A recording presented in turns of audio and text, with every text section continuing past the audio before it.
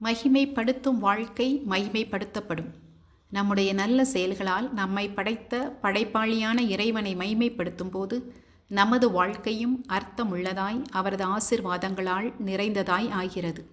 இந்த உண்மை பழைய ஏற்பாட்டில் தாவீதின் வாழ்க்கையில் தெளிவாக காணப்படுகிறது.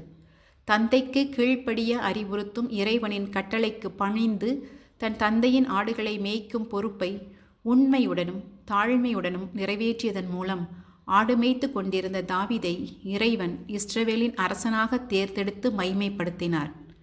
இது சாமுவேல் முதல் நூல் 16ஆம் அதிகாரத்தில் குறிப்பிடப்பட்டுள்ளது.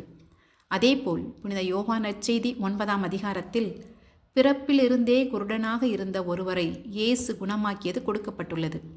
பார்வையை பெற்ற அந்த மனிதன் தைரியமாக இயேசுவை இறைவனால் அனுப்பப்பட்டவராக ஏற்றுக்கொள்கிறார். ஆனால் தங்களுக்கு பார்வை உண்டு என்று நினைத்த பரிசேயர்கள் ஆன்மீகமாக குருடர்களாயிருந்து இறைவனின் செயலை அறிய தவறினர். அந்த பார்வையற்ற மனிதரிடம் முன்பிருந்த பார்வையின்மை பாவத்தினால் அல்ல, மாறாக இறைவனின் செயல்கள் அவன் மூலம் வெளிப்படுவதற்காகவே இருந்ததாக இயேசு தம் சீடரிடம் குறிப்பிடுகிறார். இந்த நற்செய்தி நம்மை பற்றி சிந்தித்திட அழைக்கிறது. நமக்கு வெளிப்படையான பார்வை இருந்தாலும் நம்மை சுற்றியுள்ள இறைவனின் இருப்பையும் செயலையும் பிற மனிதர்களிலும் இயற்கையிலும் காணும் உள்ளார்ந்த பார்வை நமக்கு உள்ளதா?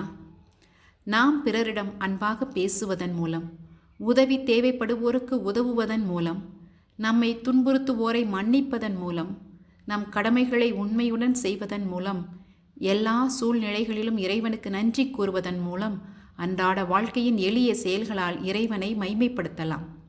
துன்பத்தின் மத்தியில் நம்பிக்கையுடனும் நன்றி உணர்வுடனும் மகிழ்ச்சியுடனும் வாழும்போது நமது வாழ்க்கையால் இறைவனை மைமைப்படுத்துகிறோம். கடவுளின் அன்பின் சாட்சிகளாக உலகில் வாழ்கிறோம். எனவே நமது நல் வாழ்க்கையின் மூலம் இறைவனை மைமைப்படுத்துவோம். அப்பொழுது இறைவன் தமது அன்பு, அமைதி, மகிழ்ச்சி எனும் ஆசிர்வாதங்களால் நமது வாழ்க்கையை மகிமைப்படுத்துவார். இறை தந்தைக்கும் மகனுக்கும் தூய ஆவியாருக்கும் மாட்சி உண்டாவதாக. தொடக்கத்தில் இருந்தது போல இப்பொழுதும் எப்பொழுதும் என்றென்றும் இருப்பதாக. ஆமேன்.